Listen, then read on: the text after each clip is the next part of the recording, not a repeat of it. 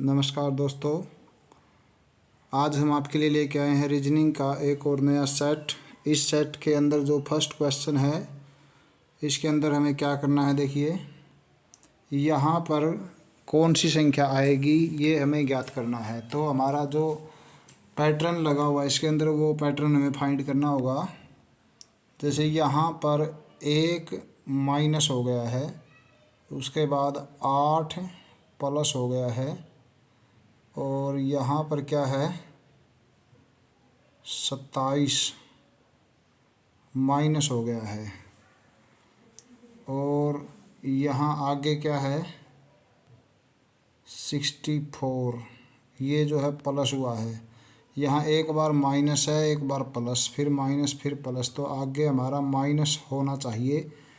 तो कितना होना चाहिए, जो एक ये 8 है, जो से 8 हमारा 2 का क्यूब है, ये 1 का क्यूब 1 हो गया, और 3 का क्यूब कर लेते हैं तो 27 होता है, 4 का क्यूब कर लेते हैं तो 64 हो जाता है।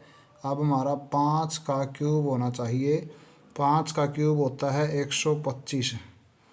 तो अब हमारा 125 माइनस होना चाहिए, तो 129 है, जो इसके अंदर से 125 माइनस कर लें तो हमें 4 मिल जाता है। तो 4 यहाँ पे ऑप्शन डी दिया हुआ है, तो ऑप्शन डी इस क्वेश्चन का सही जवाब बन जाता है। नेक्स्ट हमारा क्वेश्चन है, इसके अंदर देखिए यहाँ पे क्या संख्या आनी चाहिए। यहाँ डिफरेंस है 5 का, 5 प्लस हो गया है, उसके बाद 8 प्लस हुआ है, उसके बाद 14 प्लस हुआ है, और उसके बाद यहाँ पर कितना प्लस हो गया हमारा, ये 26 प्लस हो गया है, 26, और उसके बाद यहाँ पर 50।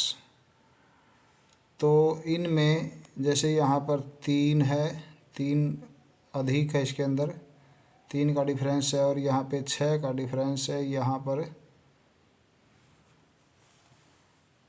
आगे हमारा जो है ये 24 का डिफरेंस है, और ये 12 का डिफरेंस है। 14 और 12 26 होते हैं, तो 26, और तो अगर हम 3 को 2 से मल्टीप्लाई कर लेते हैं तो हमारा 6 आ जाता है, और 6 को 2 से मल्टीप्लाई कर लेते हैं तो हमारा 12 आ जाता है। इसको 2 से मल्टीप्लाई कर लेंगे तो हमारा 24 आ जाता है। अगर हम 24 को 2 से मल्टीप्लाई कर लेंगे तो हमारा 48 बन जाता है। तो हमारा यहाँ पर जैसे 24 का अंतर यहाँ पर है, तो अब हमारा यहाँ पर 48 का अंतर होना चाहिए। तो 50 में 48 जोड़ दिया जाए तो 98 बन जाता है। 98 जो है 98 आगे यहाँ जो नई संख्या आएगी इस जगह पे, वो संख्या 98 अधिक होनी चाहिए। 109 से 98 प्लस करके हम उस संख्या को ज्ञात कर सकते हैं।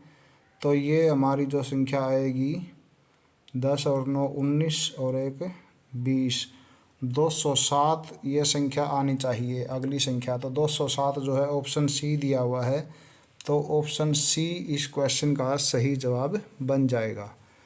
नेक्स्ट हमारा क्वेश्चन है, अब इस क्वेश्चन के अंदर क्या दिया हुआ है, 2 संख्याएं पूछी हुई हैं, इसके अंदर 2 संख्याओं को हमने ज्ञात करना है। तो जैसे यहाँ पर 2 श्रेणियाँ एक साथ चली हुई हैं, 97 और 4 101 होता है, और 101 और जो 6 प्लस कर लिया जाए तो 107 हो जाता है। तो यहाँ जैसे 2 अधिक हुआ है, तो यहाँ फिर आगे 2 अधिक कर ले तो 8 बन जाएगा। तो 107 में 8 जोड़ दिया जाए तो ये संख्या हमारी ज्ञात हो जाएगी। 107 में 8 प्लस करते हैं तो हमारा 115 बन जाता है। तो हमारी जो लास्ट की ये वाली संख्या है वो 115 आनी चाहिए। इसी प्रकार हम दूसरी संख्या को भी ज्ञात कर सकते हैं। जैसे इन्होंने दूसरी संख्या पूछी हुई है। तो यहाँ पे हम मेथड लगाएंगे। इस मेथड के लिए देखिए यहाँ से 3 प्लस हुआ है। जैसे हमारा 2 2 का अंतर बढ़ा हुआ था, तो अगर हम यहाँ 5 कर ले तो यहाँ 2 बन जाएगा। 3 और 2 5, तो 89 में 5 प्लस कर लिया जाए तो 94 बन जाता है। इसको हम इसके अंदर ये संख्या जोड़ दे तो 94 बन जाएगी। तो 94 जो है यहाँ पर आना चाहिए, और जो अगली संख्या है हमारी 115 बन जानी चाहिए। तो ये हमारा जो है ऑप्शन डी, ये इस क्वेश्चन का सही जवाब बन गया है। तो ऑप्शन डी इस क्वेश्चन का सही जवाब है। नेक्स्ट क्वेश्चन है हमारा। अब देखिए इसके अंदर कौन सी विधि लगाई हुई है। अगर हम इनका अंतर निकाल के देखते हैं तो हमारा अंतर कोई ट्रिक नहीं बनाता है। तो जैसे 6 और 9 है, इसके अंदर 6 9 ये 69 है। इनको आपस में मल्टीप्लाई कीजिए और उसमें 1 जोड़ दीजिए, तो 6 निमा 54 और 1 55 हो गया। तो अब जैसे 55 का ये 5 और 5 है, इनको मल्टीप्लाई करेंगे और 1 जोड़ देंगे, तो 5 पंजे 25 और 1 26। तो ये अगली संख्या आ गई और ये 55 यहाँ पर आ गया था। तो ऐसे ही जैसे हमारा ये 2 और 6 है, इसके अंदर 2 6 को आपस में मल्टीप्लाई करते हैं और उसमें 1 जोड़ देते हैं, तो हमारा 2 6 के 12 और 1 13 आ जाता है। तो अब देखिए ये मेथड हम यहाँ 13 पे अप्लाई करेंगे। 13 का जो 1 और 3 है, इनको आपस में मल्टीप्लाई करेंगे और उसमें 1 प्लस कर देंगे, तो 3 और 1 4 आ जाता है। तो 4 यहाँ पर हमारी अगली संख्या आ जानी चाहिए। तो ऑप्शन बी में दिया हुआ है ये 4, तो ऑप्शन बी इस क्वेश्चन का सही जवाब बन जाता है। नेक्स्ट हमारा क्वेश्चन क्या है, देखिए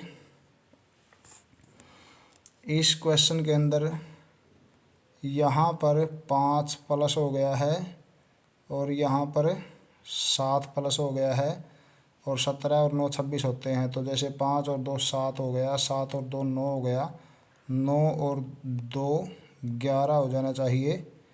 इनमें 2 प्लस हुआ है तो हम भी 2 प्लस कर रहे हैं, तो 9 के बाद 11 आ गया। तो 26 के अंदर 11 प्लस कर लेते हैं।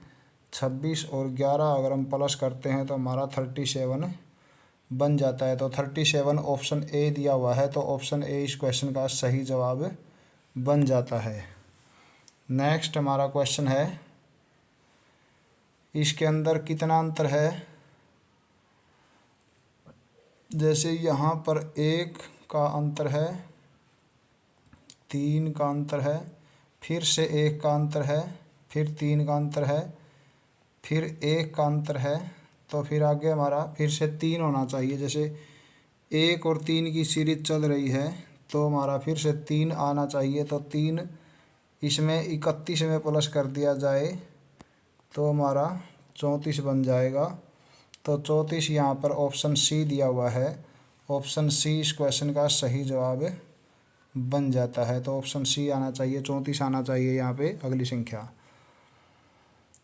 नेक्स्ट क्वेश्चन है ये, देखिए जैसे इसको हम 46 मान लें और इसको 52 मान लें, इसको 58 मान लें, तो हमारा डायरेक्ट जैसे 46 प्लस 6 हमारा 52 होता है, और 52 प्लस 6 हमारा 58 होता है।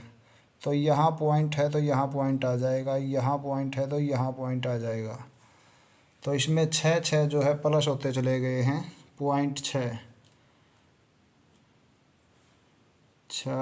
ये हो गया हमारा 4.6 में 0.6 जोड़ेंगे तो 5.2 आएगा।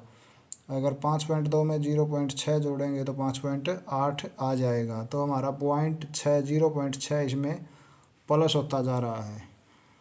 तो अब हम क्या करेंगे, 5.8 में 0.6 प्लस कर लेंगे, 58 और 6 64 होता है, तो 6.4 आ जाएगा। तो 6.4 यहाँ पे संख्या आ जानी चाहिए। तो 6.4 यहाँ पे दिया हुआ है। अगर हम इसके अंदर 0.6 जोड़ते हैं तो हमारा 7 बन जाता है, 7.0 जो अगला दिया हुआ है। इसमें प्लस 0.6 होगा तो 7.6 बन जाएगा जो इससे आगे दिया हुआ है। तो हमारा इसके लिए जो ऑप्शन सी है बिल्कुल सही आंसर बन गया है। नेक्स्ट हमारा क्वेश्चन है, इसके अंदर यहाँ पर 5 का डिफरेंस है और यहाँ पे 7 का डिफरेंस है। तो जैसे यहाँ 2 है, फिर से आगे 2 बना लेते हैं हम। जैसे यहाँ 9 अगर लिख लें तो 2 का गैप हो जाएगा, यहाँ 2 का अंतर हो जाएगा। तो 19 और 9 कितना होता है, 19 प्लस 9 जो है 28 हो गया। अगर हम यहाँ 28 ले लेते हैं तो 9 से आगे 2 का और गैप कर लें, 9 से आगे 2 का और प्लस कर लें तो हमारा 11 हो जाता है।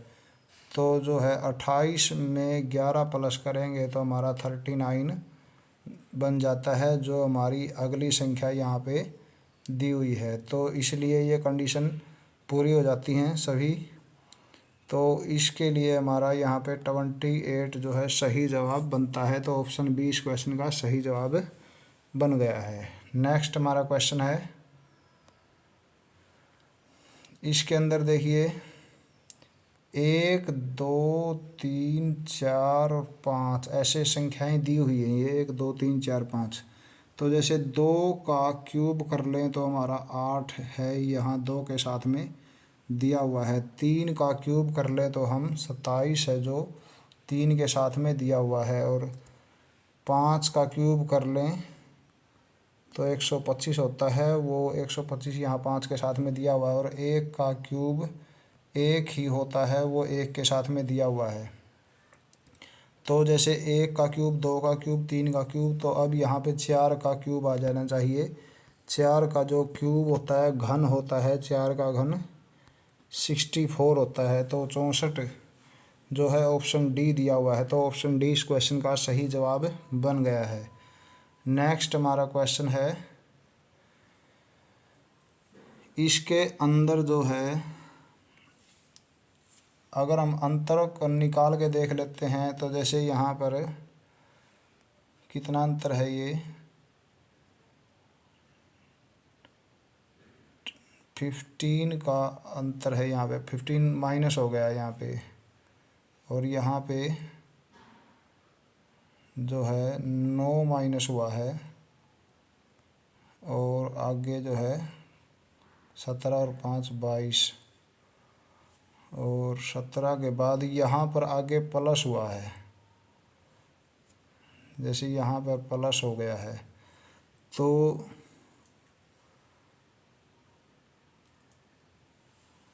कितना प्लस हुआ है, ये 17 और 13 30 होता है। तो यहाँ पर 13 प्लस हुआ है, और आगे जो है माइनस हुआ है, फिर माइनस हो गया है, फिर माइनस हो गया है। तो आगे माइनस होता जा रहा है, यहाँ भी माइनस होता जा रहा है, यहाँ पर प्लस हुआ है। जो जहाँ पर प्लस हुआ है वो ही हमारी संख्या गलत दी हुई इसके अंदर। 30 जो है संख्या गलत दी हुई है, और सभी में माइनस होता जा रहा है।